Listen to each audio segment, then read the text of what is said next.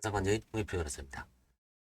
조정 사례 주의할 점, 계약서 작성할 때도 마찬가지입니다. 한번 공부해보고 있습니다. 사례 네 번째 시간입니다. 원고와 피고는 기존 채무를 금 4천 얼마로 확정한다. 피고는 원고에게 2024년 10월부터 매월 말일 금 66만 원을 지급하고 이 금액은 피고의 지급근 중 기존 채무를 우선 변제한다.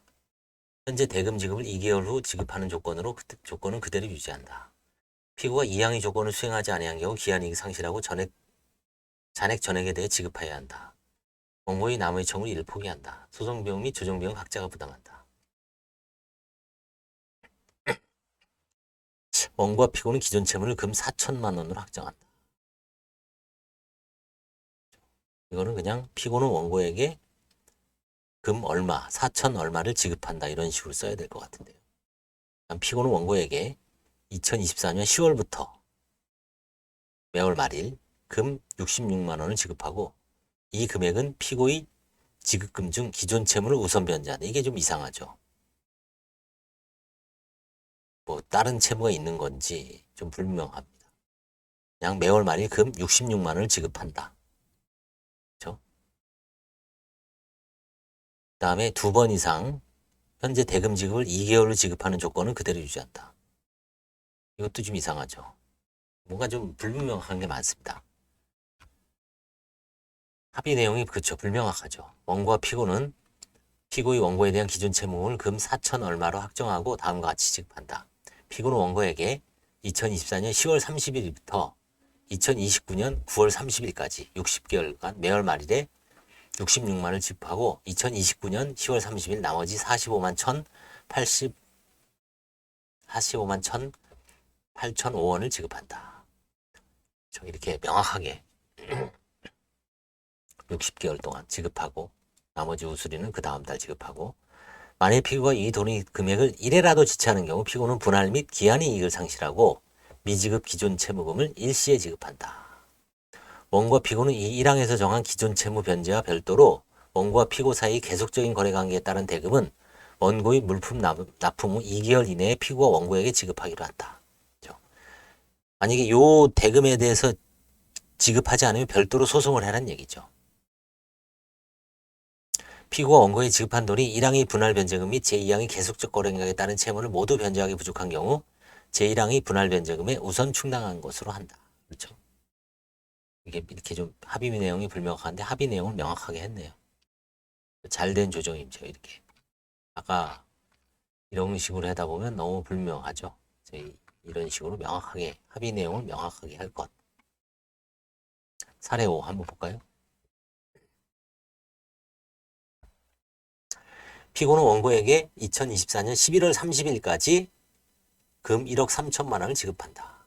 단 피고가 이 지급일까지 이 돈을 지급하지 아니한 경우에는 1억 3,488만 7,671원 및 그중 500만 원에 대해서는 2023년 7월 20일부터, 2천만 원에 대해서는 2023년 8월 30일부터, 2천만 원에 대해서는 9월 20일부터, 2천만 원에 대해서는 9월 20일부터, 2,500만 원에는 2023년 12월 10일부터, 4천만 원에 대해서는 2024년 1월 6일부터 다 감면까지 연 20%의 비율에 의한 돈을 지급한다.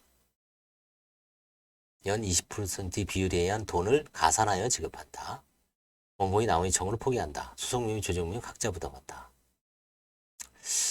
지금 현재가 이제 며칠일지 몰라도 11월 30일까지 1억 3천만 원을 지급하는 걸로 퉁치고 단 피고 이 지급까지 돈을 지급하지 않은 경우에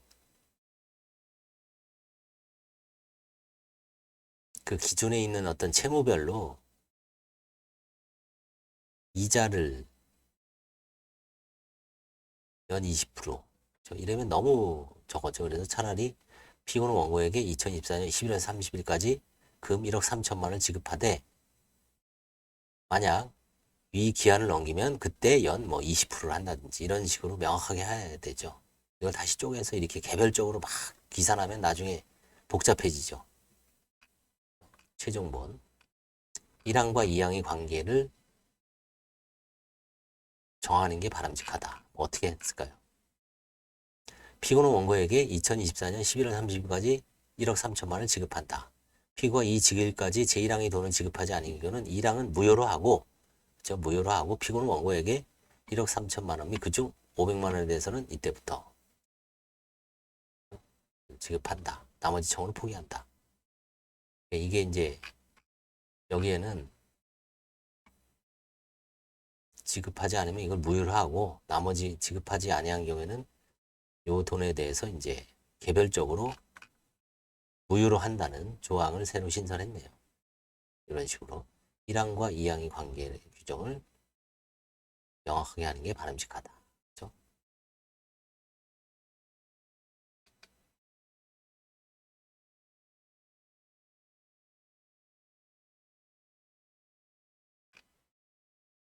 그래서 사례에 오는 1항과 2항의 관계, 분할 지급이라든가 이럴 때는 그 정확하게 앞에 게 이해가 안 되면 무효로 하고, 그렇죠? 이것도 제가 보기엔 좀 문제가 있는 것 같아요. 왜냐하면 여기서 보시면 이 지급까지 돈 다 지급하지 않은 게 1항은 무효로 하고 그러면 무효로 했을 때 중간에 준 돈은 그럼 어디에 충당하느냐. 그게 또 문제가 나죠. 이게 다시 또 분쟁이 어차피 뭐 그거는 다 집행할 때 문제가 되니까 이것도 조금 문제는 되네요. 명확치 않습니다. 감사합니다.